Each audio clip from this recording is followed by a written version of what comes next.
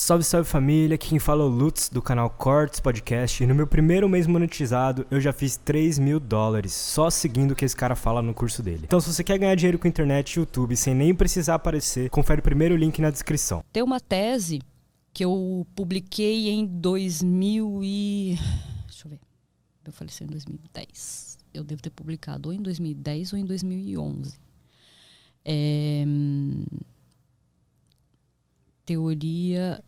Teoria da energia composta. É o processo de aparição de espíritos. Todo o processo explicando pela física, não era ainda pela física quântica, mas pela física, como é que funciona, por que acontece alguns fenômenos quando as pessoas veem, têm visões sobrenaturais, veem espíritos. Que é aquela coisa da queda de temperatura, a pessoa sente mais frio, o movimento da pessoa sente uma energia percorrer o corpo. Então, nessa tese, inclusive, explica bastante disso. Essa tese ela ainda não foi refutada. Eu, sinceramente, estou esperando que ela seja refutada, porque o fato dela ser refutada não é ruim, isso é bom. Porque quando você refuta alguma coisa, significa... Quando alguém refuta alguma coisa que você fez, significa que você fez aquele indivíduo parar para pensar e investigar. A partir do momento que ele refuta com algum embasamento. Quando ele refuta com algum embasamento, significa que tem algumas informações ali que podem ser avaliadas. Então, acaba sendo sempre bom quando refuta. Então, quando eu falo não foi refutado, eu não acho tão bom. Quanto, as pessoas podem dizer assim, ai, que legal, não foi refutada. For olhar, sei lá, narcisicamente falando, seria lindo, mas não é bom, né? Porque daí você fica ainda sem a continuidade.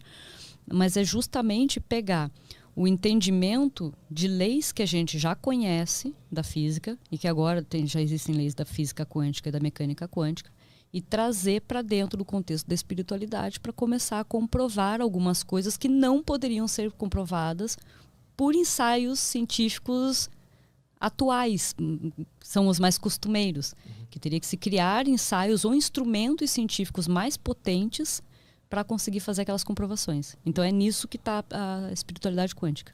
Mas tu comprovou algo nisso? O que tu está esperando refutar? Não, eu não comprovei. É eu só mostrei como funcionava o processo de aparição de espíritos. Por que acontecia... de haver a queda na temperatura, a pessoa sentir a energia percorrer o corpo, por que muitas vezes isso interferia objetos eletrônicos, né? Então, qual que era o funcionamento? Porque quando você está falando de uma aparição, você tem uma coisa que vai muito além disso. A gente tem que parar para pensar que, primeiro, o nosso cérebro ele é um só, o meu, o teu, dele é tudo igual. Segundo, as nossas vias de entrada são as mesmas, né? Então vamos pegar ali os olhos. Nos olhos a gente tem cones e bastonetes, que são células oculares.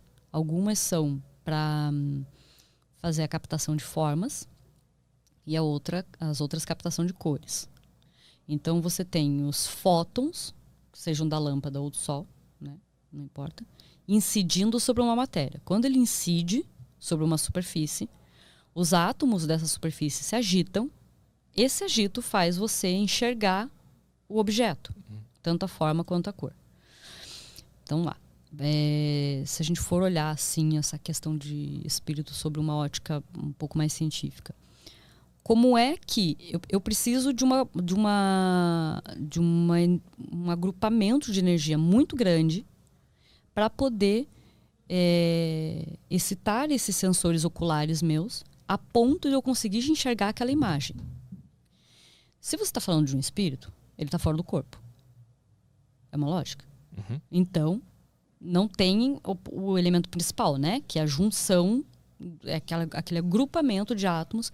Lembrando que átomos formam moléculas, moléculas formam células e células formam organismos. Então, a gente é um amontoado de átomos. Só que enquanto a gente está bem agrupado, está bem visível. Quando você está falando de um espírito, não está mais agrupado. Porque, tecnicamente, ele não está, né, não tá mais no corpo. Ele desencarnou. Então, como é que você consegue enxergar ele? O que ele tem que fazer? Se ele vai criar uma agitação ambiental o suficiente para você poder enxergar ele, para excitar as suas células, né, os seus sensores oculares o suficiente para você ver, ele precisa fazer uma alteração ambiental. Porque para ele agitar uma quantidade de átomos para isso, o que o agito de átomos faz? Explode, né? Explosão. Você não pode ficar colocando um átomo em ressonância. Você quebrar ele nem em sonho também, né? Se você quebrar ele em sonho, você sabe, a bomba atômica é justamente o processo de fissão. Então você não pode causar isso. Qual que é o jeito? Diminuindo a temperatura. Mas aí a gente considera então que existe uma inteligência ali, ou um poder nesse espírito de baixar essa temperatura para ser visto. Sim. Mas é a vontade, né? O nosso poder é a vontade. É o maior poder que a gente tem. As pessoas não têm, normalmente elas não têm ideia do tamanho do poder que elas têm. O maior poder nosso é vontade. Não tem outra coisa em nós que seja mais poderosa que isso. Você poderia, sei lá, mudar objetos com o pensamento. Você teria que ter a vontade. E a vontade teria que ser forte. Mas eu não posso criar a vontade. Ela tem que ser natural, que eu posso Mas imaginar isso é natural, agora. nossa, a gente já tem vontade, né, o tempo inteiro. Mas eu quero que aquele óculos mexa. Eu quero. Ah, mas não é assim. Não tem como ser assim, né? Seria impossível. Eu acho impossível. Eu, sinceramente, eu acho impossível. Tipo, A gente não tem esse controle todo. Né? Teoricamente é possível, mas Teoricamente praticamente, é possível. Praticamente ainda não. Não. Entendi. Não. Já pensou quanta gente a gente mataria? Bastante. Porra, cara. Eu ia no shopping, na praça de alimentação ali, eu ia eliminar uma boa parte pra pegar uma mesa. Puta, ia ser tão bom, né? Hoje a gente foi almoçar, a gente ficou na fila de espera lá no restaurante. Só pensando na física quântica. Puta, cara. Não precisava matar. 3 dores de barriga desmaia. ali já era o suficiente, entendeu? Desmaiar alguns na fila. Mandava pra casa. Então, não, tecnicamente é possível explicar, mas não é algo simples de fazer. Mas esses fatos, eles vêm de onde? Eles são pesquisados. Não, eles são pesquisados. Ah, você tá falando da teoria que eu... Tipo assim, tu ouve um cara falando, eu vi um espírito. E aí tu analisa a partir daí, porque como é que tu confia no relato de alguém? Eu não confio no relato dos outros. Mas eu vi. Tu então viu. eu não tenho como... Eu acho que eu vi... Eu acho que assim como alguma professora minha jogou praga, que eu ia trabalhar com coisa que mexesse com cálculo, alguém rogou praga quando eu falei que eu não acreditava em negócio de espírito. Quando é que tu viu? Que eu vi. Eu não vi, não foi coisa feia, mas eu vi e eu não gostei. E eu já falei que se alguém for se manifestar, vaza. Não quero nem saber, nem o anjo da guarda não pode. Se chegar com jeito. Devagarinho. Não tem jeito, cara. Ou por trás da porta, assim, peraí, só atravessando a porta com a mão, assim. Nossa, cara, já pensou? Só um pouquinho. Tô Meu chegando. Deus do céu. Eu acho que eu me mato na hora pra virar um espírito pra poder ser um cacete. Filho da mãe que faz um negócio desse, cara. Feliz. Como é que foi essa experiência? Tu quer falar? Mas é porque é bem normal. Foi em casa mesmo, né? Eu vi. É um homem muito alto. Cara, muito, muito, muito alto. Tu não conhecia? Não, nunca vi na vida. Não sei nem quem era. E o pior, né? Que a gente não acredita nas coisas que tá vendo, né? Olha e ainda olha de novo pra ter certeza do que tá vendo, né? E aí eu lembro que eu gelei na hora. E eu tirei uma foto. Eu tenho essa foto. Eu tirei uma foto que saiu também. E era uma foto tirada com câmera digital. Não tinha como fazer sobreposição de imagem. Porque quando é de filme, tinha muito essa coisa assim, sobrepôs imagem, deve ser um erro do filme, tal. Não era. E era uma criança, e não tinha criança nenhuma aquele dia em casa. E eu nunca mais tirei foto virada para aquele vidro também. Nunca mais na vida. Mas Juro. esse cara, tu falou com ele ou só gritou e sumiu? Não gritou, não nada. Não, eu não grito. Eu sou aquela pessoa... Cara, eu sou aquela pessoa que eu tô ferrada, cara. O dia que uma presença demoníaca passar por mim, não vou nem chamar ninguém, porque eu não grito. Só vai gelar. Eu só vou gelar, entendeu? Eu não gritei, eu não fiz nada. Eu só vi, e daí eu fiz assim de novo, pra ter certeza do que eu tava vendo. Fiquei olhando, me olhou de volta. Foi olho no olho. E eu olhei, eu sabia, não tinha como, não era ninguém que eu conhecia, não tinha ninguém em casa ali, não tinha como aquilo acontecer. E aí vou falar um negócio pra vocês, gente, quase que eu fiz xixi na calça aquele dia. E ele sumiu quando teve medo? Sumiu. Cara, que loucura. Sumiu. E a partir disso tu foi tentar entender. Não, eu já tinha cientificamente. tentado entender antes. Por curiosidade. Depois daquela aparição, aí eu falei, não é possível, cara, porque eu sei que eu não tô louca, eu não tô delirando, não tenho delírio, não tenho nada, eu tenho que ver o que é isso aqui. E aí a sensação do fluido, daí eu comecei a pesquisar e conversar com outras pessoas, inclusive conversei com a SBE, que é a Associação Brasileira de Estudos Espíritas, e eles comentaram que sempre haviam relatos da diminuição de temperatura. E aí eu fui procurar, eu sempre quero respostas, né? Eu tenho esse negócio de respostas. Para mim é importante respostas.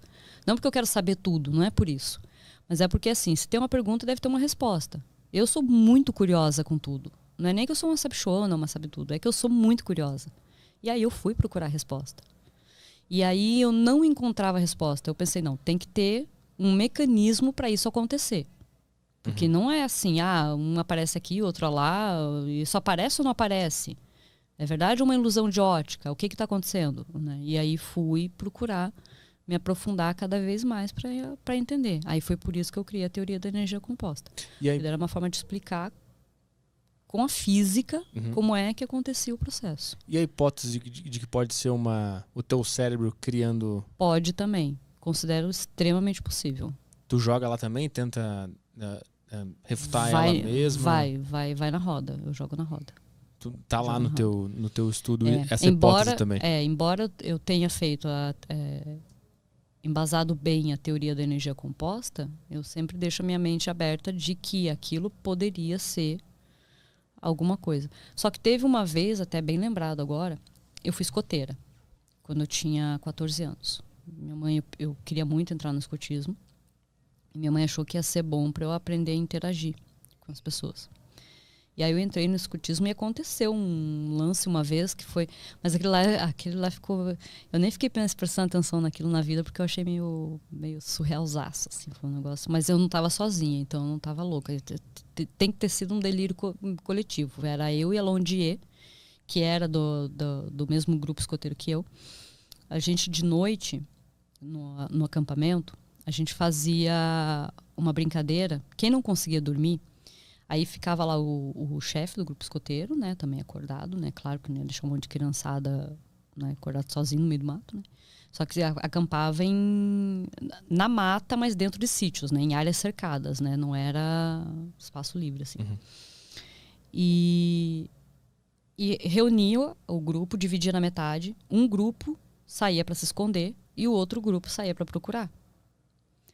E numa vez dessa... A gente foi, e daí eu e a Lundia, a gente estava na frente, que eram as loucas, né, que saíam na frente para poder abrir caminho, né, para a galera vir.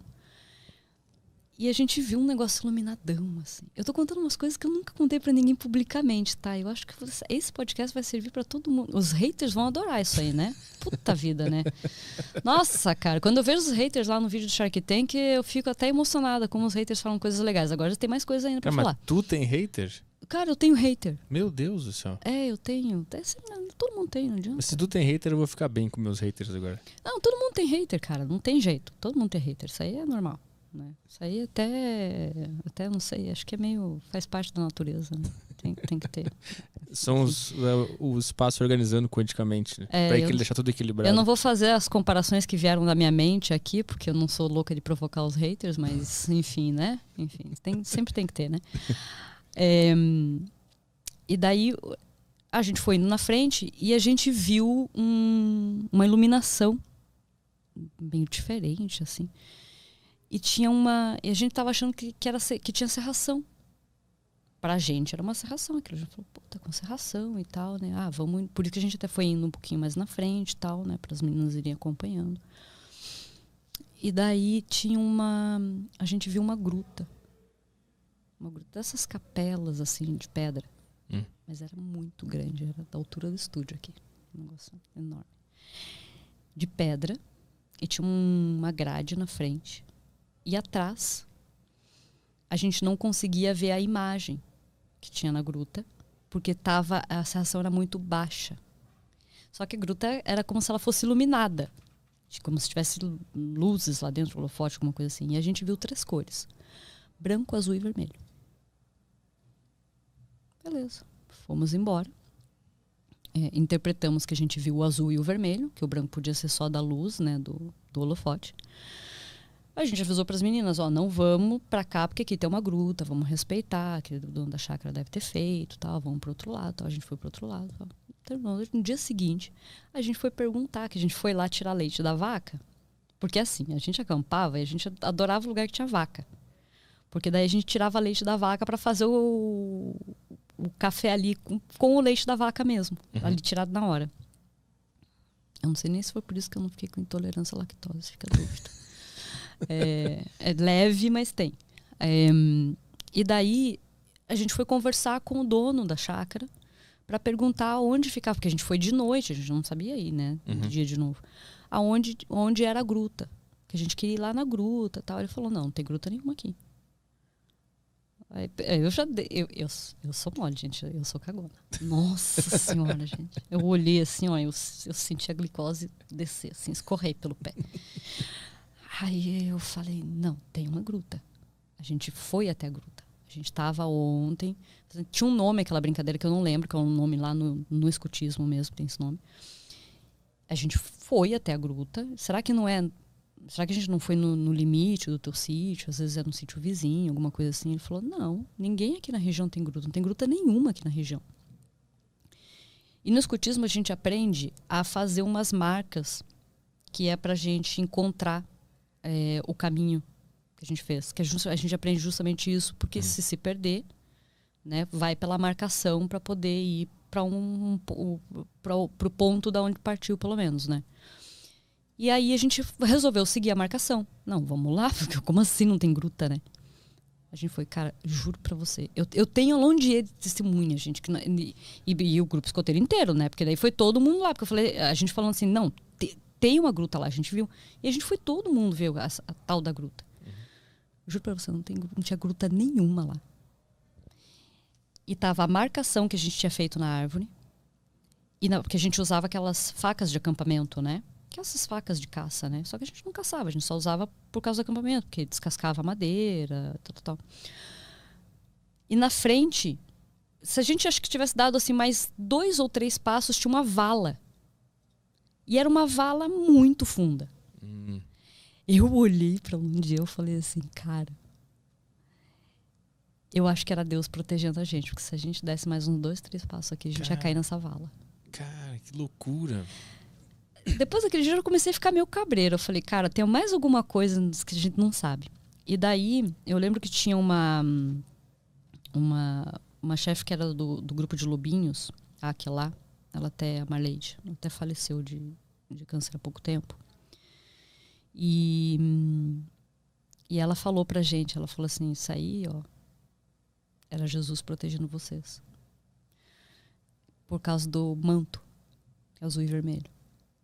Branco, azul e vermelho. Ela falou, isso aí era Jesus protegendo vocês. Pra não acontecer um acidente. Cara, que loucura. Eu fiquei com aquilo na cabeça, até hoje eu tenho isso na cabeça. Cara, gente, porque não é possível, eu não vi sozinha, entendeu? Se eu visse sozinha, eu ia dizer assim, tá, pirei. Mas, cara, tinha mais uma vendo comigo, e depois o grupo todo, a gente marcou a árvore, a gente foi lá. Não podia, né? A gente não comeu nenhum matinho diferente lá. Não fumou nada. Não, naquela época o pessoal da nossa cidade não fumava maconha ainda.